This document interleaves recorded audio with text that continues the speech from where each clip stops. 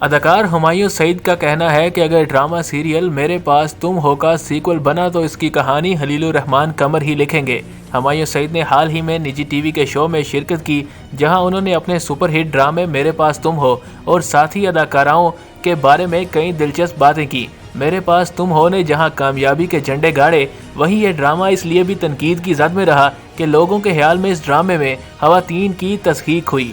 ایک خاتون تو اس ڈرامے کے خلاف عدالت تک پہنچ گئی تھی۔ تاہم ہمایوں سعید نے کہا کہ ڈرامے میں خواتین کی تضحیک کا کوئی پہلو نہیں تھا۔ ہمایوں سعید نے مزید کہا کہ ڈرامے میں لوگوں کے لیے ایک سبق تھا، اگر آپ کی بیوی آپ کے ساتھ غلط کرتی ہے جس سے آپ محبت کرتے ہیں، وہ شخص آپ کو دھوکہ دیتا ہے، تو آپ کو اسے مارنا نہیں، ہاتھ نہیں اٹھانا چاہیے بلکہ صبر کرنا چاہیے۔